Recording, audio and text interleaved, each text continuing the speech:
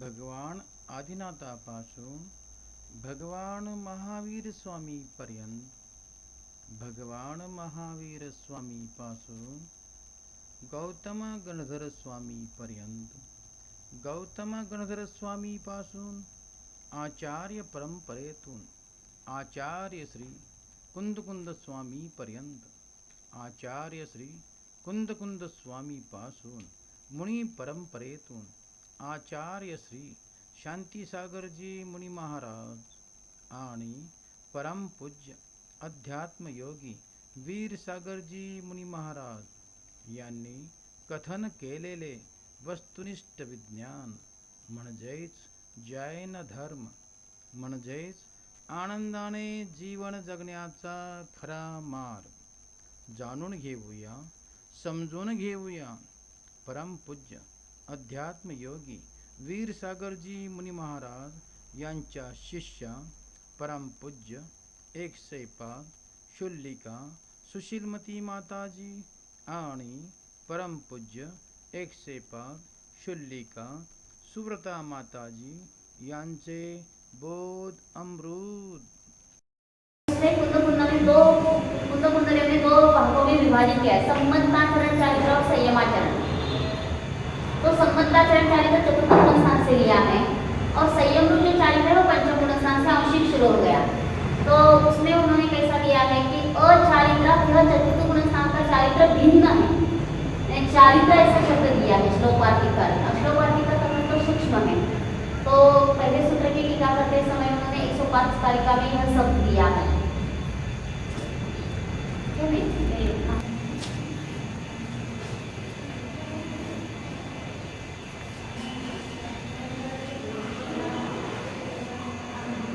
जगह दिया है देशनाचार्य टीका में या भद्रव्य संग्रह की टीका में इस अपेक्षा से चतुर्थ गुणस्थान में जितनी अनंतानुभूति के अभावजनिक शुद्धि है उतना सम्यक चारित्र शुरू हो गया. तो उस निश्चय चारित्र के अभिनाभावी वितराग समेत यानी चतुर्थ गुणस्थान से यह शुरू हो गया. और वह कैसा है, निर्विकल्प समाधि परिणाम परिणति को करता है. तो निर्विकल्प समाधि की सप्तम गुणस्थान में लगा है. लेकिन वास्तव में समाधि का अर्थ क्या है, सम स्वभाव को अधिष्ठान लेकर जानना समाधि. समाधि यानी ज्यादा देर हम स्थिर बैठेंगे तो समाधि होती है, ऐसा अर्थ नहीं लेना. तो वो स्वभाव स्थिर है और उस स्थिर स्वभाव को लक्ष्य करके जो हमारा ध्यान होता है वह भी अंतर्मुख भी क्यों न हो तो भी उसे स्थिर ध्यान करते हैं. सप्तम गुणस्थान में जब मरण होता है तो वहाँ कहाँ आता है, जब मरण होता है चौथे में आता है. यानी सप्तम गुणस्थान में वह मरते समय कितनी देर रहता है, एक समय. तो एक समय रहता है तो एक समय भी वह स्थिर ध्यान है या अस्थिर ध्यान है स्वभाव का, स्थिर ध्यान है. क्योंकि विषय स्थिर है, विषय स्थिर है इसलिए वह जानने वाली पर्याय भी कैसी हो गई, स्थिर हो गई. तो इस अपेक्षा से थोड़ी देर भी क्यों रहे. तो जो राजवार्तिक टीका श्लोकवार्तिक टीका है उसमें एकाग्र चिंता निरोध का अर्थ कैसा कि एक अग्र यानी एक आत्मा को मुख्य करके जो जानता है तो उसकी चिंता अपने आप निरोध को प्राप्त होती है. तो एकाग्र यहाँ शब्द ज्यादातर ऐसा बैठे ऐसा नहीं. तो महाराज जी कहते कि पेट भी कैसे है, एक जगह स्थिर है, अनेक वर्ष तक स्थिर है, लेकिन उनका वह एकाग्र है क्या, वह एकाग्र नहीं है. वे कैसे एक जगह स्थिर होने पर भी स्वभाव का विषय ही नहीं है तो वह सच्चा ध्यान नहीं है. और हम एक सेकंड का 10वां भाग यानी छोटा अंतर होता अवली इतने थोड़े समय के लिए भी स्थिर स्वभाव को विषय करके जानते हैं तो हमारा तो सा ध्यान हो गया, स्थिर ध्यान हो गया.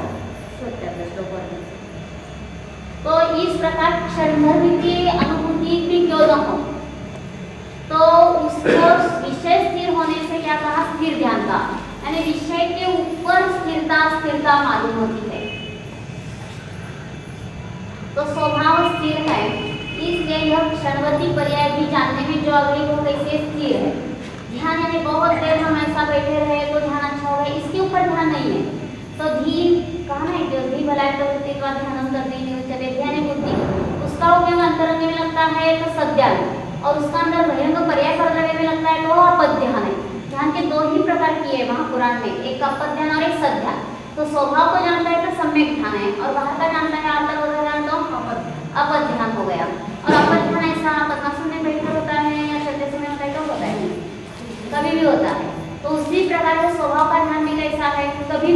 लगता है, सिर्फ उपयोग अंतरंग में लगना चाहिए। उपयोग अंतरंग में लगता है तो सम्यक ध्यान शुरू है, और उपयोग अंतरंग में नहीं लगता है तो मिथ्या ध्यान है। तो यहाँ टीका का अध्ययन कैसे करना है? यह पुनः सम्यक दृष्टि ही अंतरात्मा, जो पुनः सम्यक दृष्टि अंतरात्मा है, सौज्ञान यानी सम्यक यानी जीव है, तो वह मुख्य वृत्ति से निश्चय रत्नत्रय लक्षण शुद्ध उपयोग के बल से, सामर्थ्य से, निश्चय चारित्र के अविनाभावी वितराग सम्यक दृष्टि होकर, तो निश्चय चारित्र के अविनाभावी वितराग सम्यक दृष्टि होकर कहाँ से लगाना? चतुर्थ गुण स्थान से। निर्विकल्प समाधि रूप परिणाम परिणति को करता है, तब उस परिणाम से संवर निर्जरा मोक्ष पदार्थ का द्रव्य भाव रूप का कर्ता होता है। तो संवर निर्जरा चतुर्थ गुण स्थान से शुरू होती है। तो इस प्रकार चतुर्थ गुण स्थान में निर्विकल्प समाधि रूप परिणाम है, यह सिद्ध हो गया। और निश्चय चारित्र के अविनाभावी वितराग सम्यक दृष्टि भी चतुर्थ गुण स्थान से है, यहाँ सिद्ध होता है। और जैसे आचार्य की टीका में तो हर जगह उन्होंने यह बताया कि चतुर्थ गुण स्थान से ही सम्यक की सिद्धि होती है। और थोड़ा सा लॉजिक हम देते हैं तो उसमें भी ख्याल में आ जाता है कि 3 परिणाम है जिनागम में कहे, शुभ परिणाम, अशुभ परिणाम और शुद्ध परिणाम। शुभ परिणाम से क्या होता है? पुण्य बंधन। अशुभ परिणाम से क्या होता है? पाप बंधन। और शुद्ध परिणाम से क्या होता है? वितराग। तो शुद्धोपयोग हो तो सम्यक की शुरुआत होती है, शुद्धोपयोग नहीं है और चतुर्थ गुण स्थान में चले गए, दीक्षा ली तो सप्तम गुण स्थान में चले गए, ऐसा नहीं है। तो इसके लिए यह चार्ट महाराज जी ने बताया प्रवचन सा के ऊपर।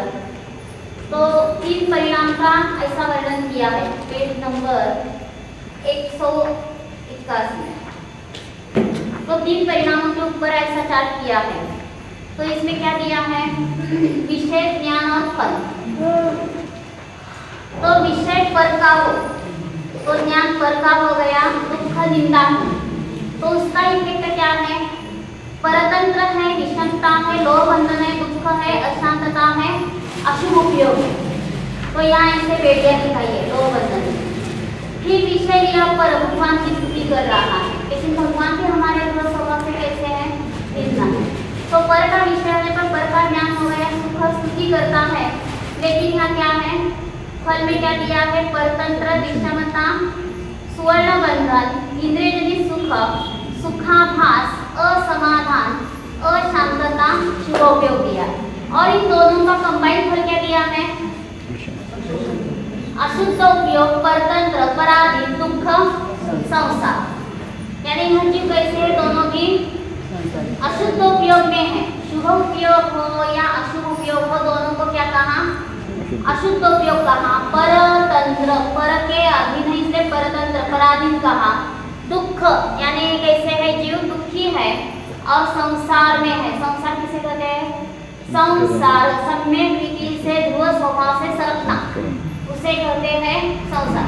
संसार में घर, बच्चे आदि उनको संसार कहेंगे तो स्थूल बात है, लेकिन हमारा उपयोग अंतरंग से बाहर में चला गया तो संसार शुरू हो गया। और विषय क्या दिया है? स्व, निज ध्रुव ज्ञानानंद आत्मा। और ज्ञान किसका हो गया? स्व, निज ध्रुव ज्ञानानंद आत्मा। और यह कैसा है? ज्ञान और आनंद से, इसलिए अखंड आनंद को प्राप्त हो गया। तो फल क्या मिला यहाँ? स्वतंत्र, स्वयं के तंत्र से रहता है। स्वयं का तंत्र कौन सा है? ज्ञान दर्शन, यह स्वभाव है, उसके तंत्र से रहता है, वह स्वतंत्र हो गया। समता, आंख का चार्ट देखा था ना कि उसमें बालक, तरुण और वृद्धावस्था में वह स्वभाव जो कांस्टेंट है, सेम स्वभाव है, सम स्वभाव को जानता है, तो समता को प्राप्त हो गया। समाधान, सम का आधान, सम आधान, तो सम के आधार से रहता है तो समाधान है। तो कितने कहते हैं अब हमारी पढ़ाई पूरी हो गई, समाधानी है, या बच्चे की शादी हो गई, समाधान है, तो वह झूठा समाधान है, सच्चा समाधान नहीं है। स्वभाव को जानते हैं तो सच्चा समाधान प्राप्त होता है। सत्य आनंद, अतीन्द्रिय आनंद, शांतता, शुद्धोपयोग है। और यहाँ फल में क्या दिया है? शुद्धोपयोग, स्वतंत्र, स्वाधीन, सत्य आनंद, मोक्ष मार्ग व मोक्ष है। तो यह जानने से हमें क्या लाभ होता है? 3 ही परिणाम है, शुभ परिणाम, अशुभ परिणाम और शुद्ध परिणाम। तो अशुभ परिणाम में तो लोह बंधन दिखाए है, शुभ परिणाम में सुवर्ण बंधन दिखाया है, और जो शुद्ध परिणाम है उसमें बंधन ही नहीं है, यह दिखाया है, वह मुक्त है। तो जितना उपयोग स्वभाव का वेदन करता है उतने हम निराकुल है, और बाहर भी जितना उपयोग चला जाता है उतनी क्या है, आकुलता है। और इस पंचम काल में यह शुद्धोपयोग हो सकता है क्या, और वो प्रत्यक्ष हो सकता है क्या, या परोक्ष होता है। इस चर्चा का संवर अधिकार के अंत में भी उन्होंने खुलासा किया है कि वो विधिदच्छ साहू है ना गाथा, पेज नंबर 211 उसमें दिया है, यानी प्रक्षिप्त गाथा है ज्यादा की, किंच विस्तर है ना, इधर इस पेज पर है पहली लाइन, किंच विस्तर यद्यपि केवल ज्ञान अपेक्षा रागादि विकल्प रहितं स्वसंवेदन रूपं भाव शुद्ध ज्ञानम शुद्ध निश्चयेन परोक्षं मन्यते, तथापि इंद्रिय मनोजनित सविकल्प ज्ञान अपेक्षया प्रत्यक्षम। और क्या विस्तार है, तो यद्यपि केवल ज्ञान की अपेक्षा से रागादि विकल्प रहित स्वसंवेदन रूप भाव शुद्ध ज्ञान शुद्ध निश्चय से परोक्ष कहा जाता है, तो भी इंद्रिय मनोजनित सविकल्प ज्ञान की अपेक्षा से प्रत्यक्ष। इन तीन प्रकार के ज्ञान लेना, केवल ज्ञान और स्वसंवेदन रूप ज्ञान और इंद्रिय मनोजनित सविकल्प ज्ञान।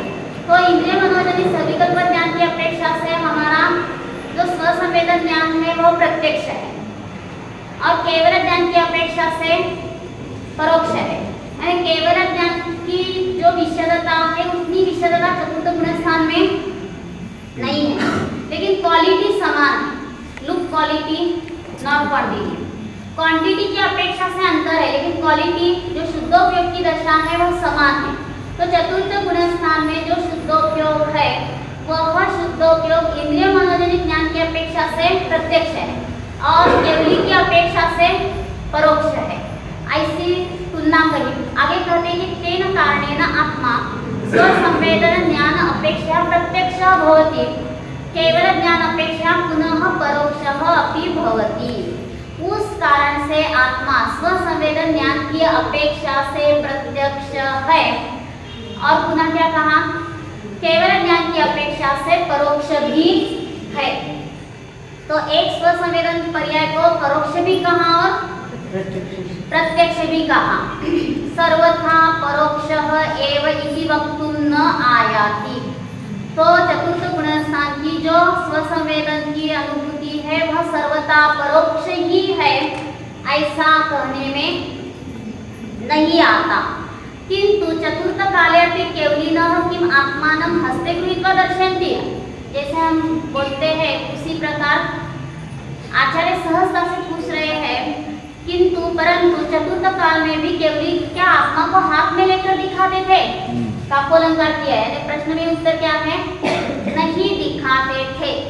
ते अपि दिव्य ध्वनिना ध्वनित्वा गच्छन्ति, वे भी दिव्य ध्वनि से कहकर निकल जाते थे। तथापि श्रवण काले श्रोतॄणां परोक्षः एव पश्चात् परम समाधि काले प्रत्यक्षः भवति। तो भी श्रवण काल में श्रोताओं को कैसा है अनुभूति, आत्मा सुना, आत्मा शब्द कान से सुना तो कैसी अनुभूति होगी, परोक्ष ही है। और पश्चात बाद में परम समाधि काल में प्रत्यक्ष है। तो परम समाधि काल में प्रत्यक्ष है यानी क्या कहा, स्पष्ट है, यानी जब सुनते हैं आत्मा तो परोक्ष है, और जब यह हमें आत्मा हुआ ऐसी प्रतीति करते हैं उस समय क्या हो गई अनुभूति, प्रत्यक्ष है। आगे महत्व का है, तथा इदानीं काले अपि इति भावार्थः। उस प्रकार इस काल में भी ऐसा भावार्थ है, यानी इस काल में भी जब आत्मा का वर्णन सुनते हैं तो हमारा सुनना कैसा है, परोक्ष है, और जब अंतरंग में स्वरूप का वेदन करते हैं तो उस समय कैसे अनुभूति होती है, प्रत्यक्ष, प्रत्यक्ष यानी विशद स्पष्ट अनुभूति होती है। तो इस प्रकार इस काल में भी होता है ऐसा भावार्थ है। तो परम समाधि काले प्रत्यक्ष भवति, इसमें क्या शब्द आया है, परम समाधि, और वह इस काल में भी होती है। आज क्या सोचते हैं साधु वर्ग, हमें नहीं हो रही है तो आपको कहाँ होने वाली है, तो यह गलत धारणा हो गई। तो इस काल में भी होती है ऐसा आचार्य यहाँ स्पष्ट कर रहे हैं। तो यहाँ क्या लेना है कि इस काल में भी परम समाधि प्रत्यक्ष होती है। तो परम समाधि का अर्थ क्या है? यह परम उत्कृष्ट कारण परमात्मा है और कारण परमात्मा परम उत्कृष्ट है, तो उसको जानने वाली जो शुद्धोपयोग की पर्याय है उसे भी परम समाधि का। परम समाधि यानी ज्यादा देर हम घर बैठे, ऐसा नहीं है। श्रावकाचार्य संग्रह में शायद अमृत की संग्रह है, उसमें दिया है इस काल में ज्यादा से ज्यादा 6 छोटे अंतर्मुहूर्त तक वह साधना कर सकता है लगातार। उससे ज्यादा कोई अंतरंग में रहे ऐसा कहेगा तो गलत है। यानी कितना भी ध्यान का अभ्यासी हो तो वह ज्यादा देर स्वभाव में नहीं रह पाता। तो एक छोटा अंतर्मुहूर्त यानी अवली भर भी क्यों न हो, तो ये परम स्वभाव उत्कृष्ट है। तो परम स्वभाव को, उत्कृष्ट स्वभाव को जानने वाली पर्याय को भी परम समाधि कहा। यानी बहुत देर ऐसा स्थिर बैठेंगे, शरीर को नहीं हिलाएंगे या मन को स्थिर रखेंगे, वचन को स्थिर रखेंगे, तो हमारी परम समाधि ऐसा मन वचन काय के ऊपर परम समाधि का प्रामाण्य निर्धारित नहीं है। तो जितना हम स्वभाव को विषय बनाकर जानते हैं तो उतनी पर्याय परम समाधि हो गई। इसलिए सप्तम गुणस्थान का क्यों पूछा? सप्तम गुणस्थान में मरते समय एक समय रहता है, तो एक समयवर्ती पर्याय भी परम समाधि है, असमाधि है, परम समाधि। अरे ज्यादा देर रहती है इसलिए परम समाधि, ऐसा ज्यादा देर के ऊपर परम समाधि का प्रामाण्य नहीं है। तो परम उत्कृष्ट स्वभाव को विषय करके जो जानता है तो उसमें क्या होता है, थोड़ी देर भी रहे तो भी परम समाधि। इसलिए एकाग्र चिंता निरोध कैसा लगाना है? एक अग्र यानी एक आत्मा को मुख्य करके जो जानता है उसकी पर्याय में क्या होता है, चिंता अपने आप निरोध को प्राप्त होगी। आजकल क्या चल रहा है, राग द्वेष छोड़ो, चिंता छोड़ो, फिर हम अनुभूति लेंगे, ऐसा कहते हैं। ऐसा नहीं है।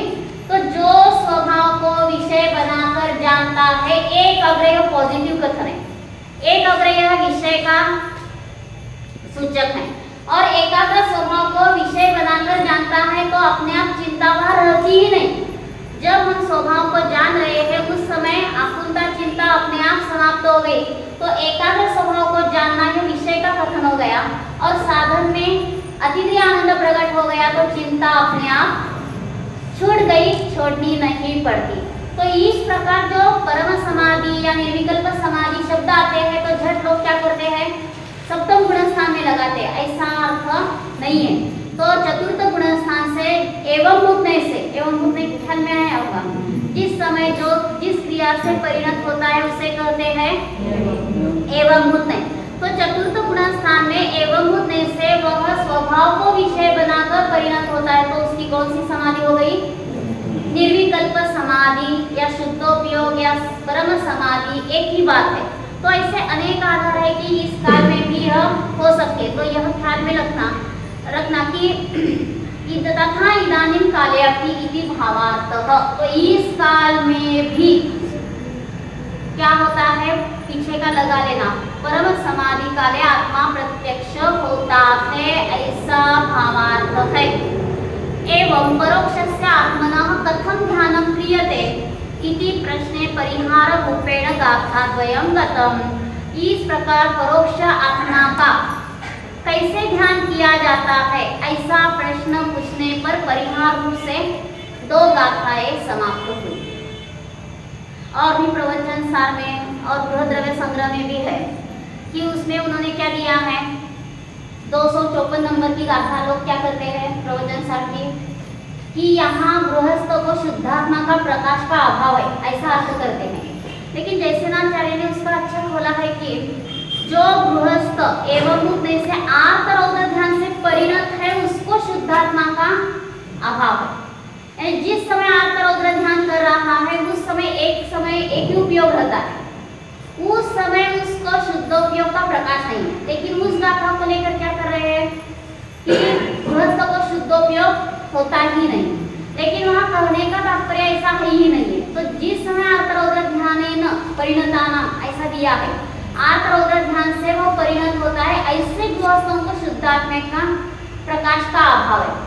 और सर्वथा शुद्धात्मा का प्रकाश न हो तो गृहस्थ सिर्फ क्या करेगा, अशुभ से शुभ और शुभ से अशुभ। तो गृहस्थ को चतुर्थ गुणस्थान में कभी भी सम्यक दर्शन प्राप्त होने वाला नहीं है। प्रथम गुणस्थान में भी शुभ भाव चल रहा है, में भी चल रहा है तो कोई फर्क नहीं रहेगा।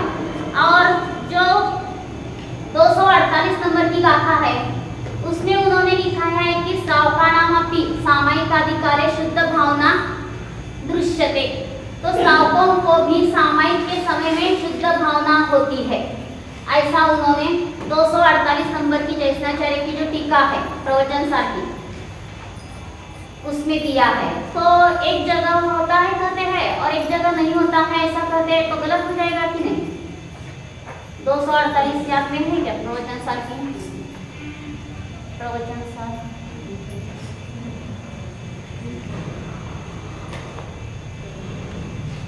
भी कभी शुद्धोपयोग भावना करता है, शुद्धोपयोगी मुनि भी कभी शुभोपयोग में चले जाते हैं। और श्रावकाणामपि सामयिकाधिकारे शुद्ध भावना दृश्यते तेषां कथम विशेषः भेदः ज्ञायते इति। तो गृहस्थ भी शुभ और शुद्ध करता है और मुनि भी शुभ शुद्ध कर रहे हैं, तो उनके परिणति में भेद कैसा हम जान सकते हैं दोनों के परिणति में? तो परिहारम आह युक्तम उत्तम भवता परम किंतु ये प्रचुरेण शुभोपयोगेन वर्तन्ते ते यद्यपि क्वापि काले शुद्धोपयोग भावनां कुर्वन्ति तथापि शुभोपयोगिनः एव गण्यन्ते। तो आपकी शंका ठीक है, परम किंतु जो प्रचुरता से शुभोपयोग में रहते हैं वे यद्यपि कभी शुद्धोपयोग भावना करते हैं गृहस्थ, तो भी शुभोपयोगी ही कहे जाते हैं। और ये भी शुद्धोपयोगिनः से यद्यपि क्वापि काले शुभोपयोगेन वर्तन्ते तथापि शुद्धोपयोगिनः एव। और जो मुनिराज है वे भी शुद्धोपयोग से रहते हैं, शुद्धोपयोगी है वे यद्यपि, यानी जो भी शुद्धोपयोगी है वे यद्यपि कभी किसी काल में शुभोपयोग से रहते हैं तो भी शुद्धोपयोगी ही कहे जाते। कस्मात् क्यों? बहुपदस्य प्रधानत्वात् आम्रवन निम्बवती, यानी बहुपद की प्रधानता होती है। आम्रवन कहते हैं उसमें एक हाथ निम्ब भी रहता है, निम्ब वृक्ष भी रहता है, तो भी उसे क्या कहते हैं? आम्रवन। उसी प्रकार जो शुद्धोपयोगी है वह कभी शुभोपयोग में छठे गुण स्थान में जाता है तो भी उसे क्या कहा जाता है? शुद्धोपयोगी ही कहा जाता है। और जो श्रावक है वह ज्यादा देर शुभोपयोग में रहता है और कभी कभी शुद्धोपयोग को प्राप्त होता है तो उसे क्या कहा जाता है? शुभोपयोगी। तो बहुलता की अपेक्षा से शुभोपयोग कहा, लेकिन शुभोपयोगी ही होता है, शुद्धोपयोग होता ही नहीं, ऐसा कोई कहेगा तो गलत है। तो 254 नंबर की जो गाथा है उसमें क्या दिया है कि जो गृहस्थ निर्विकार चैतन्य चमत्कार भावना से प्रतिपक्षभूत विषय कषाय से उत्पन्न आर्त रौद्र दुर्ध्यान द्वय से परिणत होता है, ऐसे गृहस्थों को उस समय आत्माश्रित निश्चय धर्म का अवकाश नहीं है। जिस समय वह एवं से आर्त रौद्र ध्यान कर रहा है उस समय उसको शुद्धोपयोग नहीं है, लेकिन जिस समय वह स्वभाव को जानता है उस समय उसको अनुभूति होती है। तो चतुर्थ गुण स्थान से ही क्या है? आंशिक शुद्धि शुरू हो गई और उस शुद्धि को कभी शुद्ध भावना कहते हैं। तो गृह द्रव्य संग्रह में दिया है शुद्ध भावना कहो, निर्विकल्प समाधि कहो, शुद्धोपयोग कहो, पर्याय नामांतरेण भण्यते, यानी ये सब पर्यायवाची नाम है। जैसे महावीर कहो, वीर कहो, अतिवीर कहो, वर्धमान, सन्मति कहो, एक ही बात है। उसी प्रकार शुद्ध भावना, शुद्धोपयोग, निर्विकल्प समाधि ये सब कैसे है? एकार्थवाची शब्द है। 28 नंबर की जो गाथा है उसकी भूमिका में ऐसा दिया है। फिर शंकाकार ने एक जगह पूछा है अद्य काले ध्यानम नास्ति, यानी जो आजकल शंका चल रही है ना, इस काल में ध्यान नहीं होता है, तो उसका भी आचार्य व्यवस्थित उत्तर देते हैं कि किसको नहीं होता है और किसको होता है। तो जो सर्वथा अभाव कर रहा है तो यह उसका क्या है? गलत है। सर्वथा अभाव कभी भी नहीं है। तो 57 नंबर की गाथा में यह सब चर्चा की है ध्यान के विषय में। अत्र आह शिष्यः अद्य काले ध्यानम नास्ति। हमारी शंका है ना, शिष्य यहाँ पूछता है इस काल में ध्यान नहीं है। कस्मादिति चेत्, उत्तम सहनन अभावात दश चतुर्दश पूर्वगत श्रुत ज्ञान अभावाच। तो उसने क्या हेतु दिया है, क्यों नहीं होता है? तो उत्तम सहनन का अभाव होने से 10-14 पूर्व के धारी श्रुत ज्ञानी जो है उनका अभाव होने से, यानी शंकाकार की शंका क्या है, पंचम काल में ध्यान नहीं है क्योंकि इस काल में उत्तम सहनन का अभाव है और 10 तथा 14 पूर्व का श्रुत ज्ञान भी नहीं है। तो आचार्य कहते हैं अत्र परिहारः शुक्ल ध्यानम नास्ति धर्म ध्यानम अस्ति। इस पंचम काल में शुक्ल ध्यान नहीं है परंतु धर्म ध्यान है। 261 पेज नंबर। तो पंचम काल में शुक्ल ध्यान नहीं है लेकिन धर्म ध्यान है। तो तथा च उत्तम मोक्ष प्रावृते श्री कुंद कुंदाचार्य देवैहि बरहे दुस्समकाले धम्माचानं हवेनानिस्स तम अपसहावठ्ये नहुमन्नयि सोद्वन्नानि। इतना सुस्पष्ट लिखा है मोक्ष प्रावृत की जो यह गाथा है 76 और 77। तो उसमें क्या दिया, भरत क्षेत्र में दुष्टम यानी पंचम काल में, यानी आचार्य जानते हैं कि कभी ऐसी शंका होगी इस काल में होगा, तो पहले उन्होंने उत्तर तैयार रखा है कि इस भरत क्षेत्र में पंचम काल में धर्म ध्यान ज्ञानी को होता है, ज्ञानी को कहा है, यानी जो जानेगा उसको होता है, साधु को होता है ऐसा नहीं कहा। तब अपसहावठ्ये, और वह धर्म ध्यान कैसा है, शुभ भावात्मक नहीं है। अपसहावठ्ये जो आत्म स्वभाव में स्थित रहने का धर्म ध्यान है वह ज्ञानी को होता है। नहुमन्नयि सोद्वन्नानि, और जो इसको नहीं मानता है वह अज्ञानी है। तो यह क्या ख्याल में आ गया कि भरत क्षेत्र में दुष्टम नामक पंचम काल में ज्ञानी जीव को धर्म ध्यान होता है। वह धर्म ध्यान आत्म स्वभाव में स्थित होने वाले को होता है। जो ऐसा नहीं मानता वह अज्ञानी है।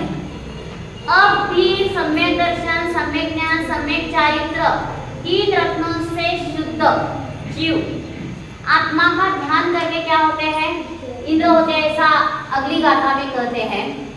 अज्जवितीय रणसुत्ता अप्पा झाऊन लहैन्दत्तम लोयन्ति यदेवत्तम तत्थचुदानिं बुद्धिं जन्तिं। तो आज भी तीन रत्नत्रय से शुद्ध, यानी सम्यक दर्शन, ज्ञान, चारित्र रूप तीन रत्नत्रय से शुद्ध जीव आत्मा का ध्यान करके इंद्रपद अथवा लोकांतिक देव प्राप्त करते हैं और वहां से च्युत होकर मनुष्य होकर मोक्ष को जाते हैं। कितना शॉर्टकट है। यहाँ से 5वें सर्ग में गए। लोकांतिक देव कैसे होते हैं, ब्रह्मचारी, एक भवाव तक, और वहां से यहाँ आकर विदेह क्षेत्र में जन्म लेते और मोक्ष चले जाते। तो चाहिए शॉर्टकट, चाहिए ऐसा कहेंगे तो भी क्या हो गया, निदान, और चाहिए ऐसा कहने से कभी मिलने वाला नहीं है। अंतरंग पात्रता बढ़नी होगी।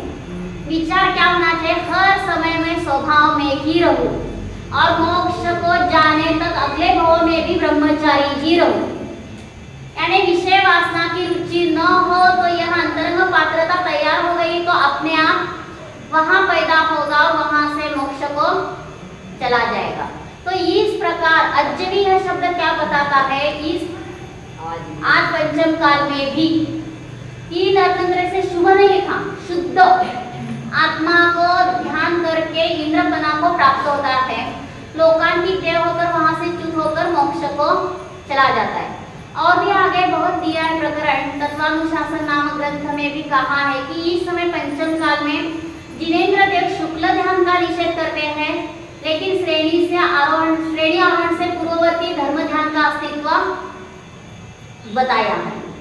और जो शंकराचार्य ने कहा था उत्तम संवहन का अभाव से ध्यान नहीं होता, तो वह उत्सर्ग वचन है, यानी सामान्य कथन है। अपवाद रूप व्याख्यान में विशेष कथन से क्या है,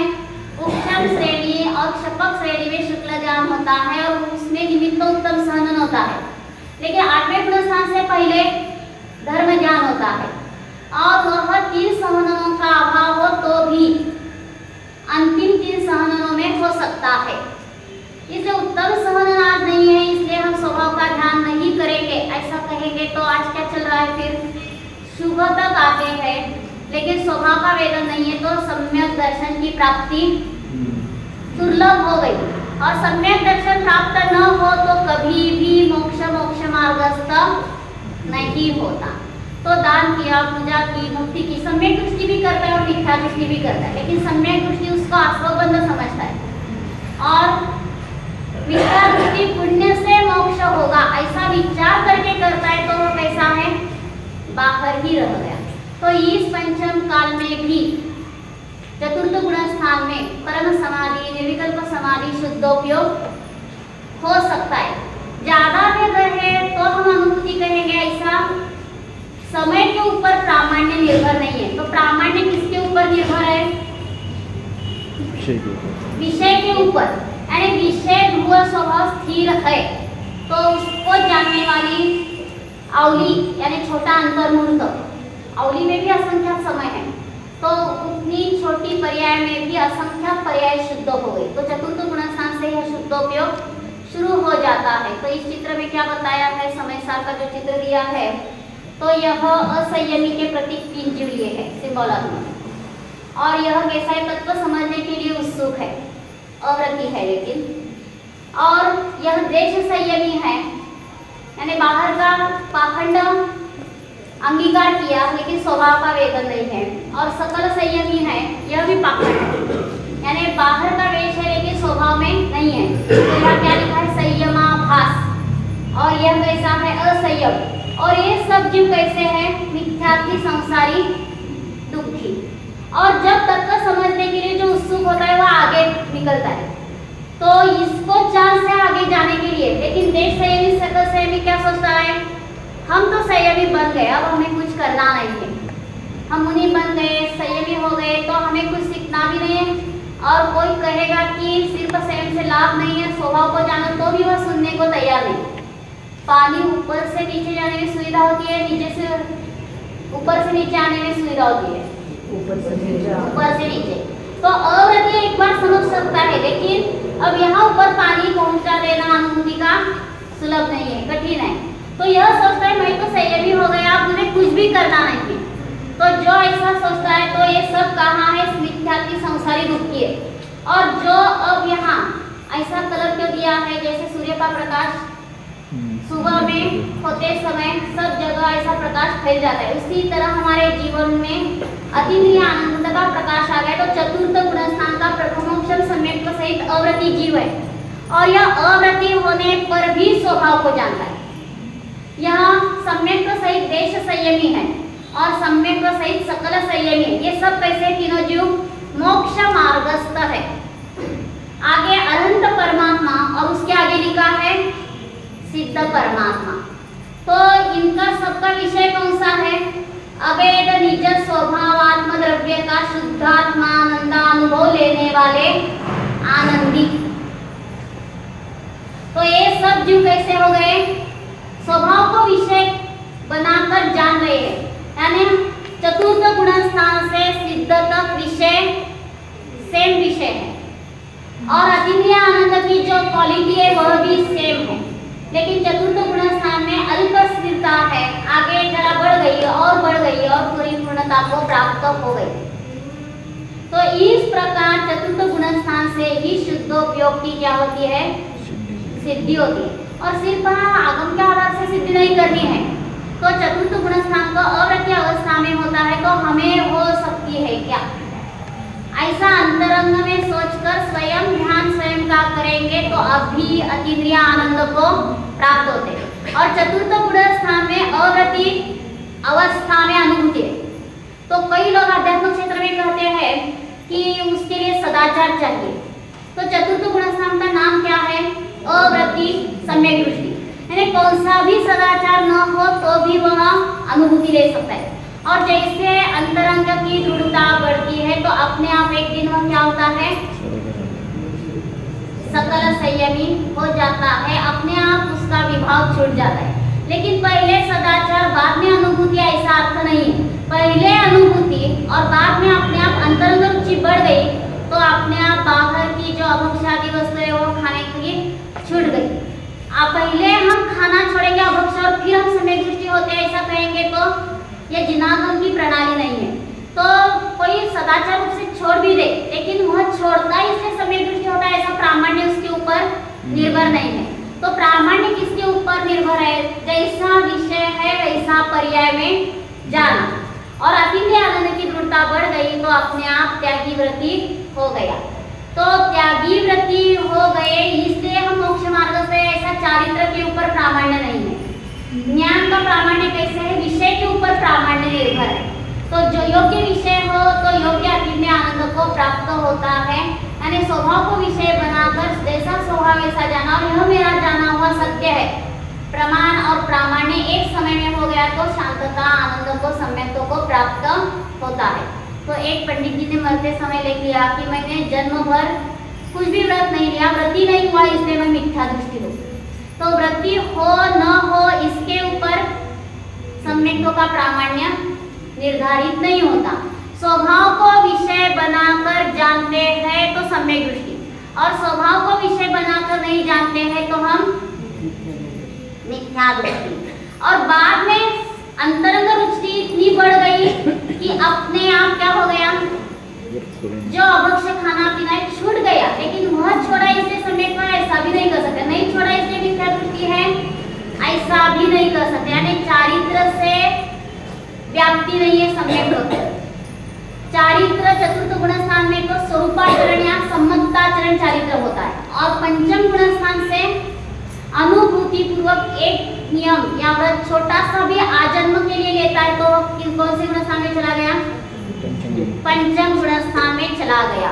कोई कहते हैं कि व्रती हो प्रतिमान हरि हो तो ही पंचम गुण स्थान होता है, ऐसा भी नहीं है।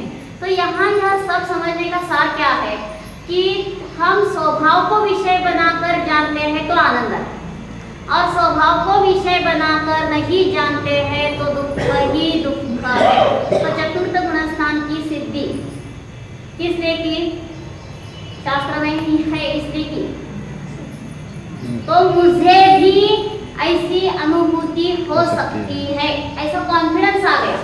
और आज चतुर्थ गुण स्थान औरती जी वैसे लिखते हैं कि घर में रहकर भी अनुभूति रहते तो मैं भी ले सकता हूँ, ऐसा कॉन्फिडेंस आ गया। यानी अनुभूति बहुत कठिन है, किसी को होती है ऐसा नहीं। करना जो पड़ते हैं तो चतुर्थ गुण स्थान की संख्या बहुत बड़ी है, पंचम गुण स्थान की भी बड़ी है, और उसमें हमारा नंबर क्यों नहीं होगा? होगा ही। तो हम चतुर्थ गुण स्थान में अव्रति रहकर भी अनुभूति ले सकते हैं, पंचम गुण स्थान वर्ती भी हो सकते हैं। यानी हमारे में ऐसी साधना पैदा हो तो यह सब समझने का हमारे जीवन में लाभ है। कर्म किसे कहते हैं? जीव के राग द्वेषादि परिणामों का निमित्त पाकर कर्म रूप होने के योग्य ऐसे 10 स्कंदों का जीव के साथ जो संबंध होता है उस संबंध विशेष को क्या कहते हैं? जीव के रागादि परिणामों का निमित्त पाकर कर्म रूप होने योग्य ऐसे 10 स्कंदों का जीव के साथ जो संबंध होता है उस संबंध विशेष को बंद कर दे। और ऊपर का प्रश्न पढ़ रहे थे कि कर्म किसे कहते हैं? तो जीव के राग द्वेषादि परिणामों का निमित्त पाकर कार्मण वर्गणारूपी उद्गल स्कंद का जीव के साथ बंध होता है उस उद्गल पिंड को द्रव्य कर्म कहते हैं, और जीव के उस राग द्वेषादि परिणामों को भाव कर्म ऐसा कहते हैं। तो कर्म के अनेक अर्थ होते हैं। कर्ता कर्म में भी कर्म शब्द आता है, जो कर्ता के द्वारा प्राप्त किया जाता है उसे कर्म कहते हैं। जैनेन्द्र व्याकरण में एक सूत्र है कर्ताप्यम कर्म, यानी कर्ता जिसको प्राप्त करता है उसे कहते हैं कर्म। लेकिन यहाँ कर्म की विवक्षा अलग है। कौन सी अलग है? तो जीव के भाव कर्म का निमित्त होने पर जो कर्म वर्गणा कार्मण वर्गणा है वे जीव के साथ बंध जाते हैं तो उस उद्गल पिंड को द्रव्य कर्म कहते हैं। और द्रव्य कर्म का बंध होते समय जो राग द्वेष परिणाम होते हैं उसे कहते हैं भाव कर्म। तो कर्म पैदा क्यों होते हैं? उसकी योग्यता में। एक स्वभाव का वेदन न करने से ही कर्म पैदा होते हैं। स्वभाव का वेदन हो तो एक कर्म अपने आप निकल जाते हैं। यानी जब तक अनादिकाल से हमने आज तक क्या किया है? स्वभाव को जाना ही नहीं, और जब तक नहीं जानेंगे तब तक ये ही दुर्दशा ऐसी ही बनी रहेगी। तो कोई ईश्वर हमें कर्म भेजता है, चित्रगुप्त कर्म का हिसाब रखता है, ये सब गलत धारणाएं हैं। जिनागम में जो कर्म सिद्धांत की व्यवस्था कही है वह कैसी कही है?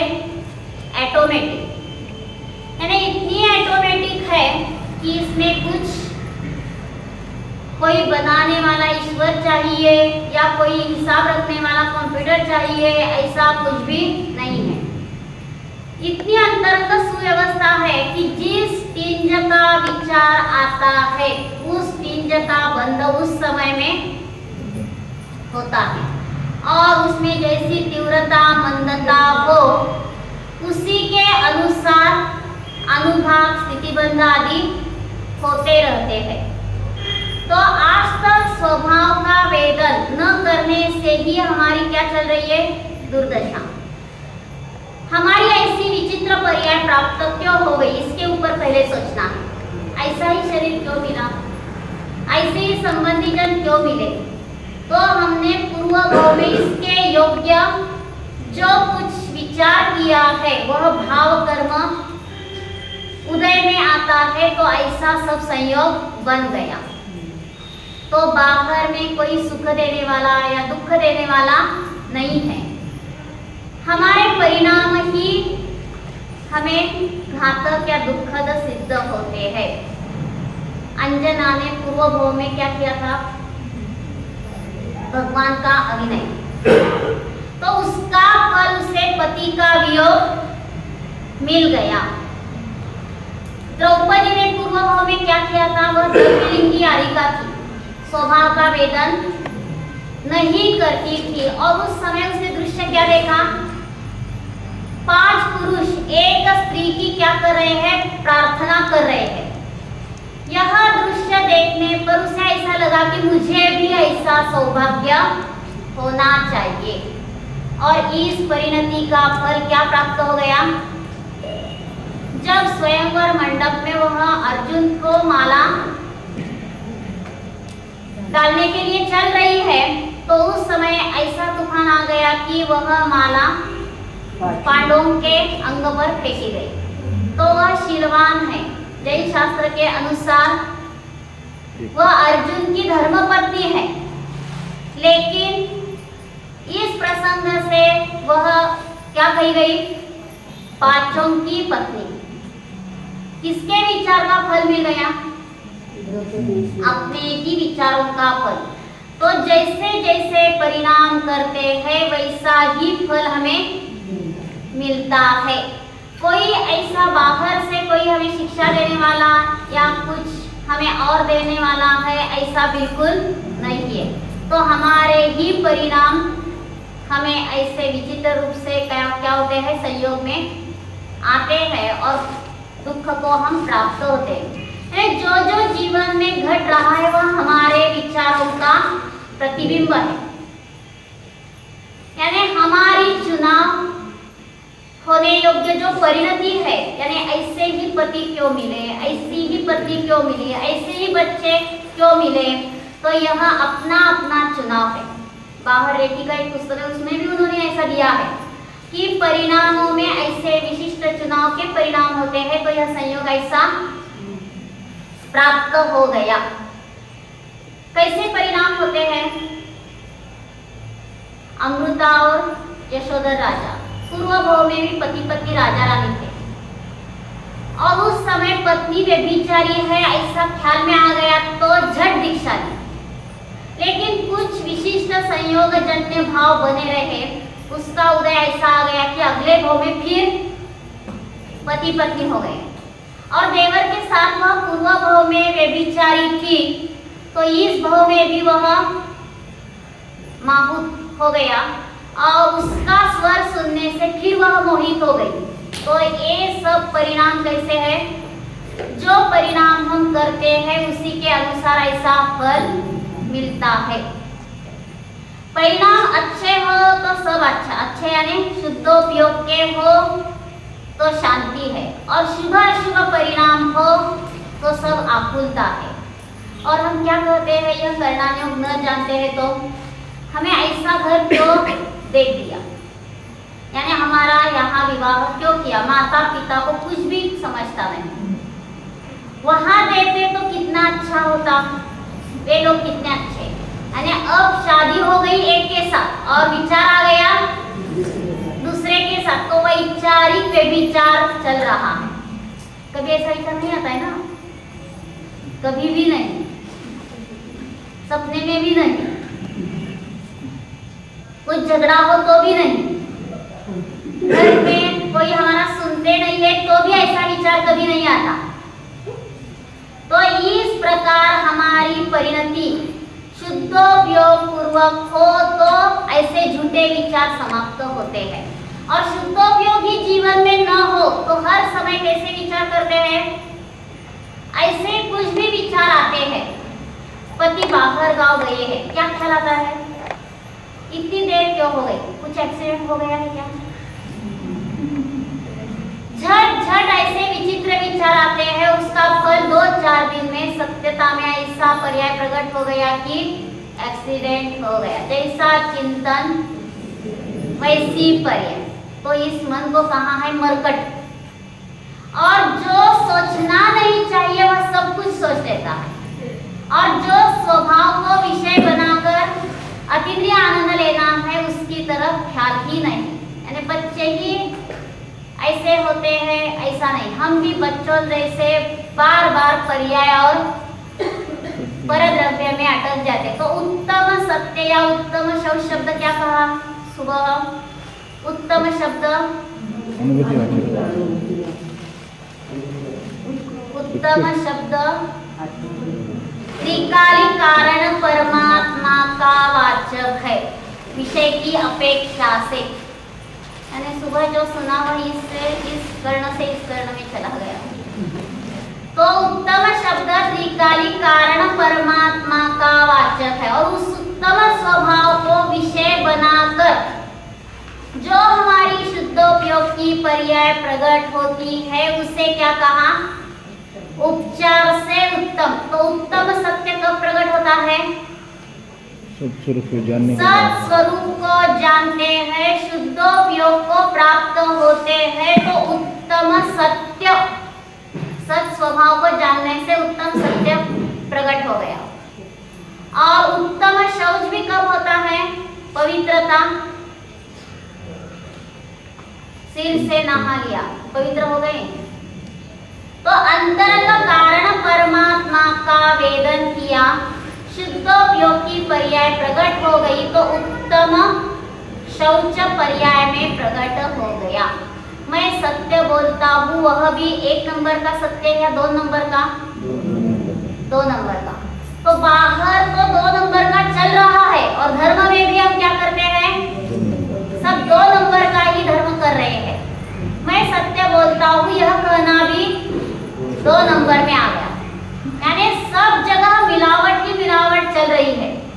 आज खान पान भी शुद्ध नहीं है, कैंसर क्यों हो रहा है, खान पान की अशुद्धता, फ्रीज आदि चाहिए, यानी जो प्रकृति के अनुरूप नहीं है ऐसी वस्तुएं प्रयोग में लाते हैं, इसलिए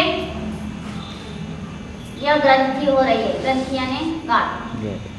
तो पहले शरीर में होती है या विचारों में होती है, विचारों की मिथ्यात्व की ग्रंथि छूटती नहीं है, इसलिए पर्याय में भी शरीर में भी ग्रंथि आ गई।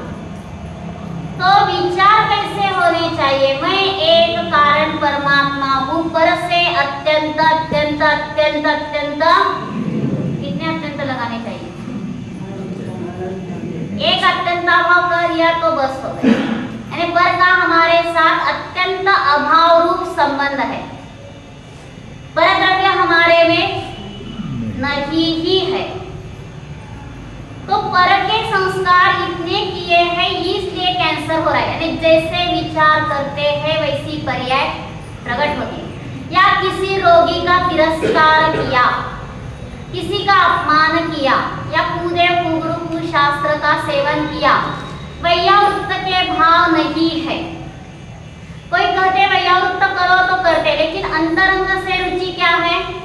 भोगों की रुचि है। घर में कैसा होता है, वृद्ध लोगों को बहुत सेवा की जरूरत है, लेकिन हम क्या करते हैं, 3-3 घंटे टीवी के सामने बैठते हैं और वे कुछ बुलाते हैं तो हमें क्या लगता है, डिस्टर्ब हो रहा है। और डिस्टर्ब ऐसा होता है कि बाद में उनको थोड़ी देर आउट हाउस में रखते हैं और थोड़ी देर बाद वृद्धाश्रम में पहुंचा देते हैं। तो आज उनको पहुंचाया, एक दिन अपने को जाना पड़ा, अपने को पहुंचाने की व्यवस्था बनाई। यानी जैसे परिणाम करते हैं वैसे फल को प्राप्त होते हैं। दिल एक अदालत है, उसमें सच का फैसला सच और झूठ का झूठ। यानी बाहर के अदालत में सच का झूठ या झूठ का सच हो सकता है, लेकिन अंतरंग अदालत में बिल्कुल नहीं।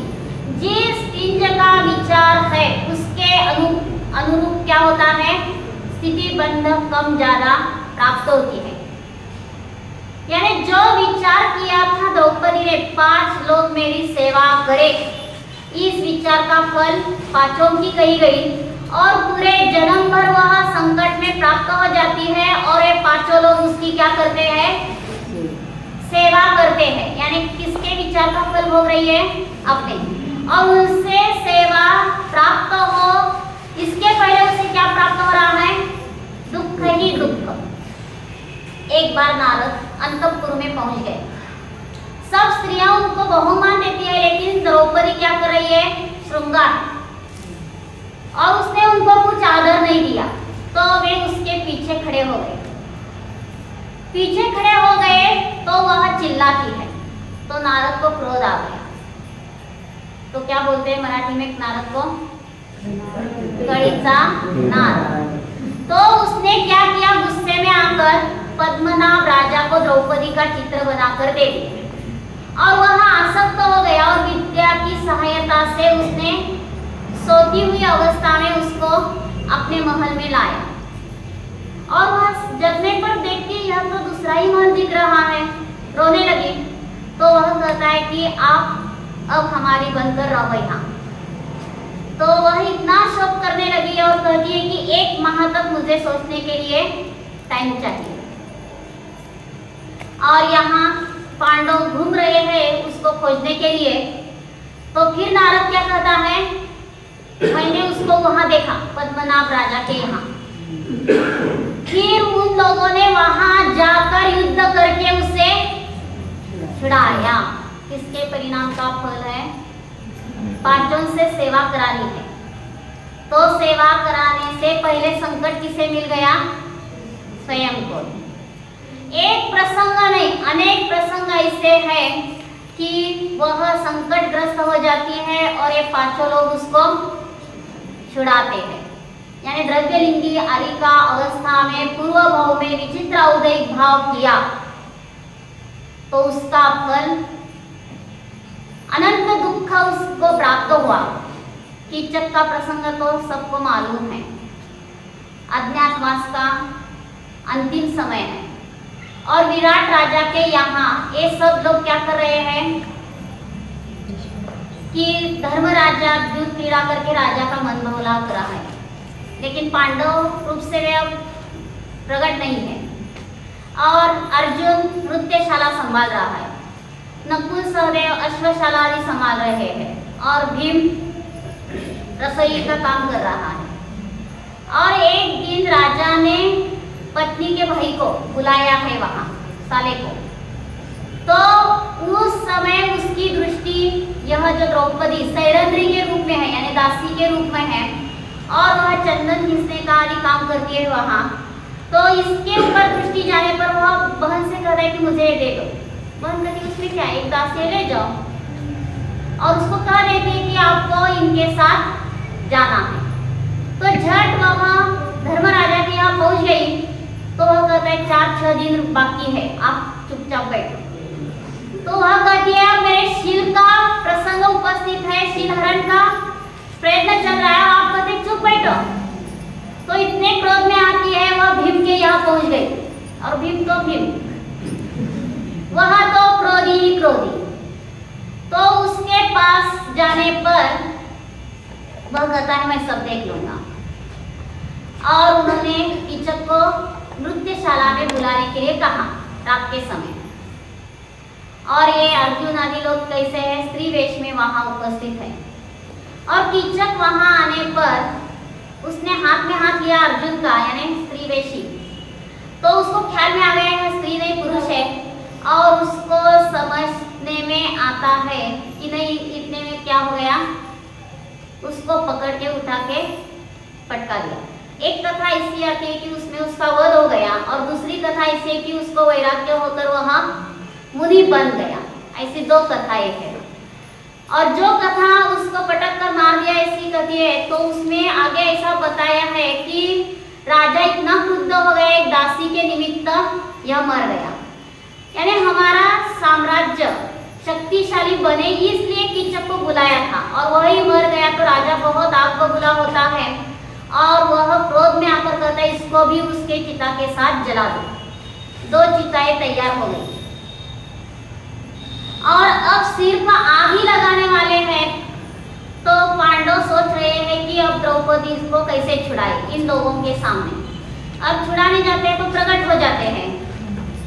तो भीम ने क्या किया, एक बड़ा भारी वृक्ष तोड़कर उसको कंधे में लेकर ऐसा वह सैरा वैरा घूम रहा है कि सब लोग दैवी शक्ति का प्रकोप ऐसा सोचकर वहां से भाग गए।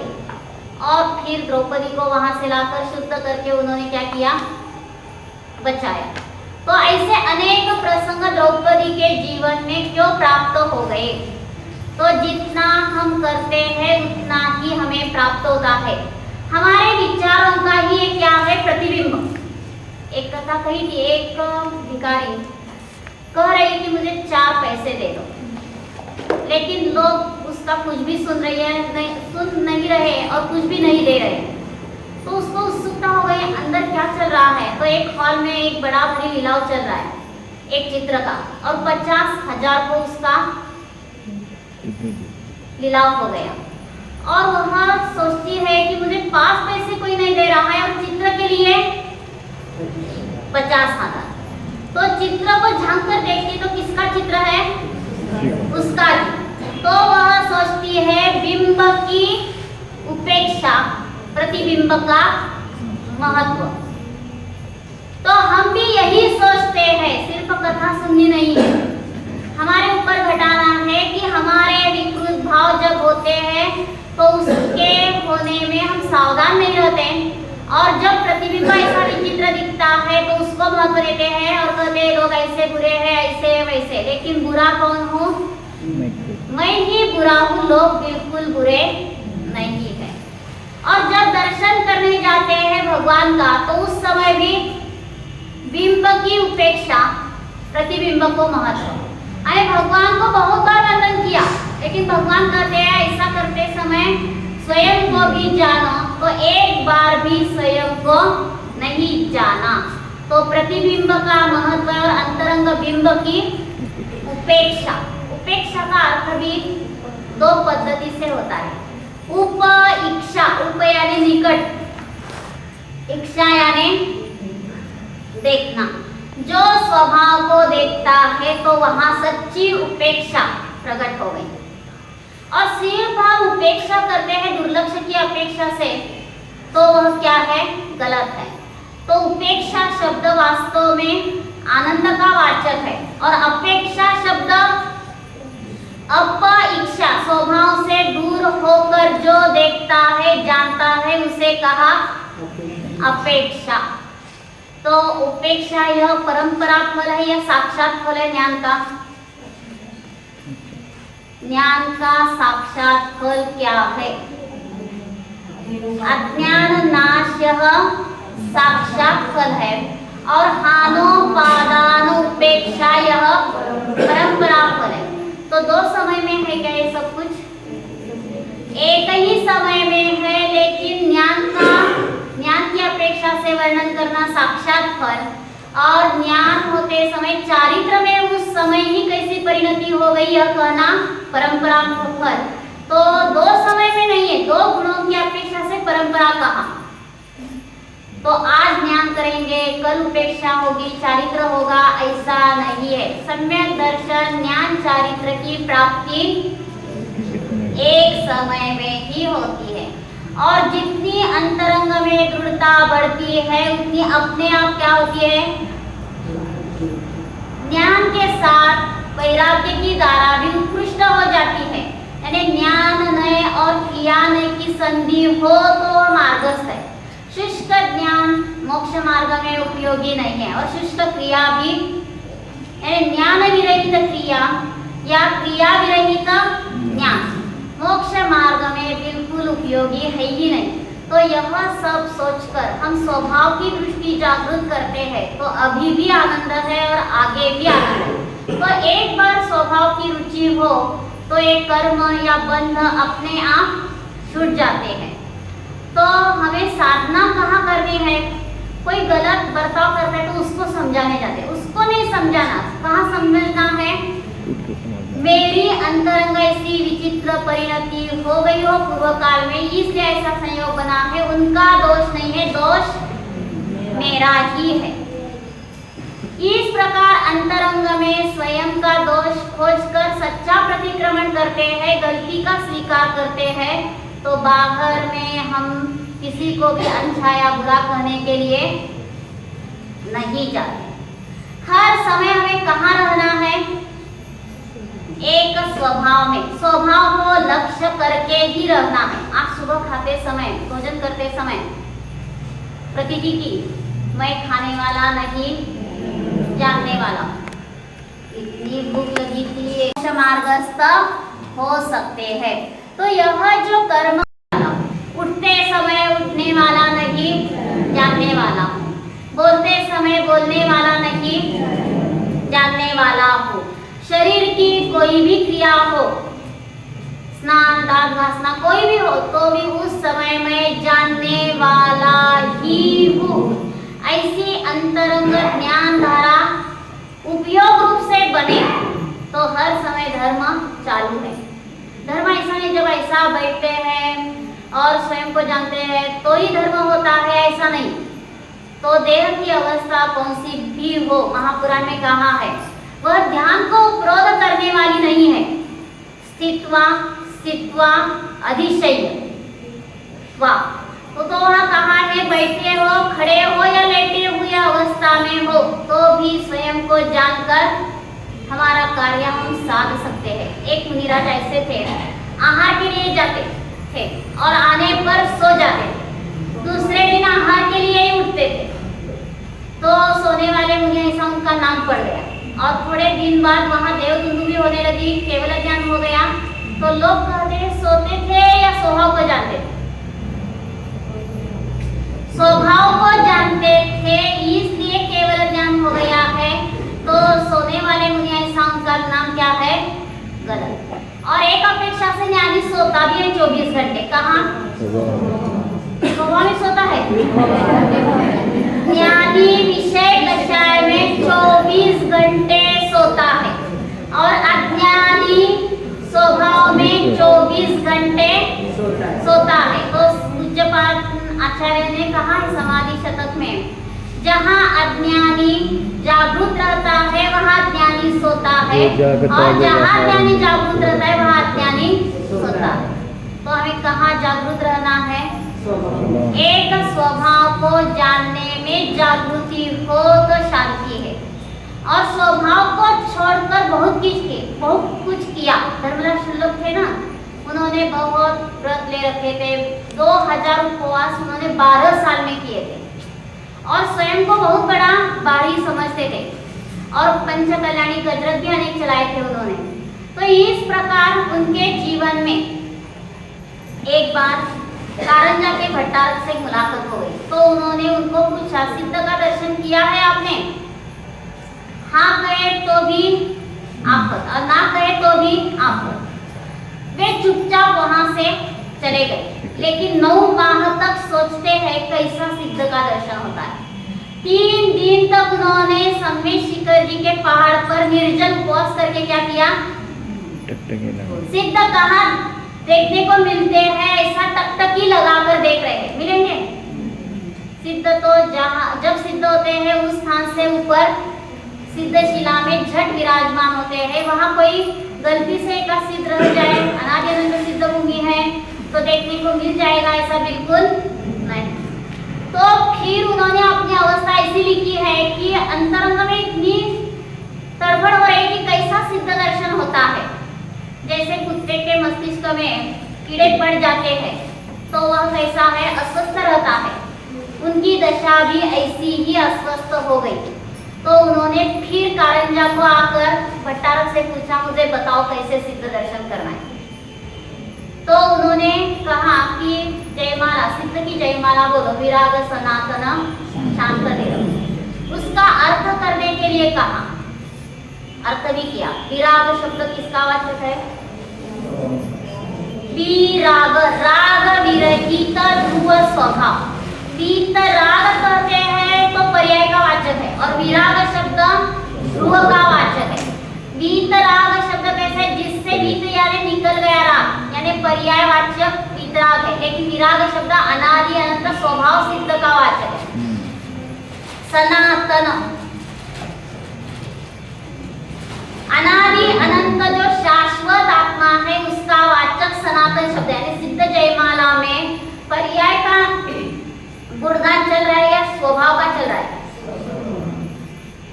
तो स्वभाव का गुणगान चल रहा है। वास्तविक पूजा में तो सिद्ध पर्याय को आदर्शभूत मानकर हम उसका बहुमान करते हैं, लेकिन यह सिद्ध की जयमाला स्वभाव सिद्ध को बतला रही है। शांत निरंश, विराग सनातन शांत निरंश। निरंश शब्द भी किसका वाचक है? निरंश, जिसमें अंश यानी गुण भेद पर्याय भेद है ही नहीं। इतना समझकर पूजा करते हैं ना हर रोज, समझकर करते हैं, स्वभाव का वेदन करते हैं तो वह पूजा ठीक है। और क्या कर रहे हैं? खाली से झट झट चौरंग पर रख दिया और एक बार छुट्टी हो गई, पूजा खत्म, 10 दिन का काम निपट गया। इस प्रकार सोचकर पूजा करते हैं तो वह सच्ची पूजा भी नहीं। पूजा का अर्थ क्या है? पू यानी पवित्र आत्मा को, जा यानी जानना।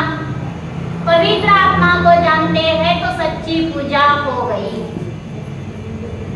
तो जल जैसा स्वच्छ है वैसा मेरा स्वभाव सच्चा है, यानी एक एक द्रव्य चढ़ाते समय स्वयं का वेदन होना चाहिए। पानी जैसा शीतल है वैसा मेरा आत्मा शीतल है। पानी में यश कहते हैं, यश कभी ओ नहीं होता और कभी यश नहीं होता।